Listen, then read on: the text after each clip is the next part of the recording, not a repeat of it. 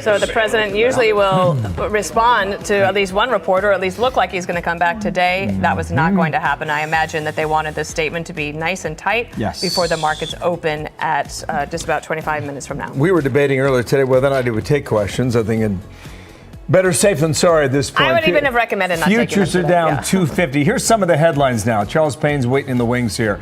Reduce the risk of this happening again. Charles, you can explain that. All the managers are fired. Wow. I did not hear that over the weekend. No taxpayer dollars will be used. All the money comes from fees. I don't know how you manage that, but that's what he said. And all customers who have deposits in Silicon Valley and signature banks will have access to the money. So that's the news. What do you think? Where do we begin? First and foremost, for me, this was a bailout of Silicon Valley. Not Silicon Valley Bank, of Silicon Valley. And everyone needs to be clear on that. This was not a bailout of hard-working Americans and small accounts. This was a bank that only catered, for the most part, to Silicon Valley and their customers. So how did Silicon Valley get so big? All of the money that cascaded into our economy at the beginning of the pandemic helped to spur that big IPO and SPAC streak, if you guys remember. We had over 1,000 IPOs, 59% of offerings, 59% were SPACs. 90% of them were pure crap. The others all went out overvalued. Everyone who bought them at the IPO price, every American is losing money right now, even before this crisis. In the meantime, though, all of that money went to Silicon Valley Bank. Their deposits went up 300% to $200 billion. The average bank over that same time frame, their deposits went up 35%. So they're living large, they're having a great time. What do they do with the money? They don't lend it out. They don't lend it out. By the way, who the hell needs a loan in Silicon Valley? They don't lend it out. So they put it into different things and they start investing with it. Then things look a little dicey. So they say, okay, well, let's buy these bonds. Now, this is a real tricky part. This is why I think the overall market's getting hammered a little bit this morning. When banks put these bonds, there's two ways you can put bonds on your books. One is held to maturity. If you do that, you don't have to mark the ups and downs of the bond market. Right. You don't have to mark that on your balance sheet. The ones that are for sale, you do, and you have to actively manage those. But the bulk of these bonds that they had were held to maturity. So the fact of the matter is the bond market took one of the worst drubbings it's ever had in the last year. The value of the value of their bonds, their core asset, started to go down. Other things that happened, commercial-backed, mortgage-backed securities, they own a bunch of those. Those are getting decimated in part from work from home. Mm-hmm. But this is an irresponsible, reckless bank. But let's be clear. The American public must know. Every account in this country is insured to $250,000. Every single account. This was not about bailing out small accounts, regular Americans. The mean bank account in this country is $41,000. You want to go by, so if you look at, for instance, the average bank account for someone without a high school diploma, $9,000. Bachelor's degree, $79,000. This is another bailout of the elites. This is a bailout of Silicon Valley, the same Silicon Valley that just brought us Sam Bankman-Fried. The Silicon Valley that for 20 years grew companies privately to exorbitant valuations, outrageous valuations, and then foisted them on the public at even higher valuations. Mm-hmm. They have made so much money. I mean, only the Saudi Arabian princes can deal with the amount of money that they've made. Who do you think bids against each other for the world's biggest yacht? Mm-hmm. Who bought the Maltese Falcon? I mean, this is what I'm talking about. So. Can I ask you something, though? So later in the show, we're going to talk to a woman who has a small business. She's 32 years old. She has 3 children. She runs a small business for Etsy.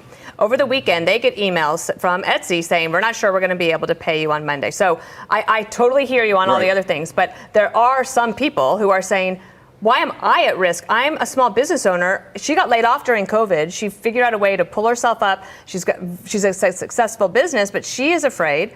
Now maybe everything is going to be okay. But they were told on Friday, we might not be able to pay you Monday. Well, here's the thing. If I do business with someone and they can't pay me like as a conduit, Etsy's a conduit. You go on there and they just connect the buyer and seller.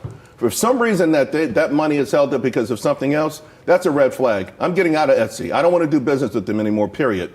But again, we keep hijacking those small stories to protect the people that keep wrecking our economy. Okay. That keep getting all the big, I'm talking massive, billions of dollars, billions of dollars.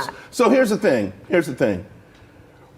during that hot IPO spree, the number 2 IPO in 2021 was Roblox. I own the stock right now. Mm-hmm. I own some of this, and I'm doing pretty good. Well, we'll see what happens today. but the point is, Roblox raised $30 billion. $30 billion. Their exposure now to Silicon Valley Bank is like 26% of that. Yep. We're bailing out Roblox that raised $30 billion at a valuation that was probably 5 times what it was really, truly, honestly worth. Mm-hmm. So a lot of single moms with kids bought that stock thinking they could make money, and they got waxed. They're getting crushed. So I'm just saying, there's going to be these stories, but we got to find out a way to help someone like that. And by the way, again, this is the point I was getting to. Anybody with less than $250,000 is going to get paid from the bank. Mm-hmm. Everyone. This is not a bailout of anybody with 90% of the deposits at Silicon Valley Bank were higher than someone's got $3 million in the bank, and now we got to bail them out. Then where do we start? Does that mean it's a fair point. We didn't talk about signatures. Signatures, New York, Connecticut, North Carolina, Nevada, and California. So they may have had some of that Silicon Valley exposure as well. Do you believe this is on the banks themselves, or is this on the regulators that were intended to prevent another catastrophe of 2008? I think there's a lot of, I don't think there's one single entity. Listen, I think the Federal Reserve deserves some credit.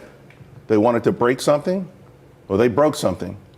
And I don't think because interest rates have gone Because again, up 5 points in a year's time? Because these assets, these bonds, these long duration bonds, because the bond market took such a hit last year. It's so interesting because when you talk in Wall Street or in the investing world, when they say the term risk-free, they mean buying bonds. Yeah. You always hear that. Risk-free. Well, obviously there was some risk here because this was a major part of the dominoes. We can go further back. You know what? If there wasn't all this free money, I go back to the free money. If all this free money didn't cascade into this economy and spark this inflation crisis that has forced Jay Powell to come to the rescue, so to speak, we wouldn't be in this position in the first place. These are all the consequences of things like that. And when you hear President Biden brag about these things, the sugar high is wearing off, and this is the ugly stuff that's left of that. Is there more ugly to come? There could be. This is the stock market. Here's what's scaring me this morning. Really red, yellow flags. Bond yields have been coming down hard. They have been crashing. And the stock market is coming down at the same time. That is a signal of fear. That is a flashing red sign of fear. We don't know all the answers. Okay. So the best thing to do right now in terms of the markets is just, hey, they're going to a place where you say maybe the market is going haywire because no one has the answers right now. No one has direction. It should not have been a contagion event. It is not a contagion event. This is a different kind of bank. It could have gone kaput by itself. People with $250,000 could have been paid. And these small businesses, by the way, could have gone back to their VCs, back to the venture capitalists and say, hey, help us out, help us raise some more money. Etsy could go back to their venture capitalists and say, we need to raise some more cash. Instead, this is the route they've taken, and it's a dangerous route.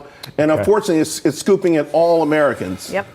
It's early in the day. We'll see where we are. I don't need coffee this morning, my man. Who's worried about that spring forward now? Yeah. All right, great to see you. Thank you so much. Thank you, Charles.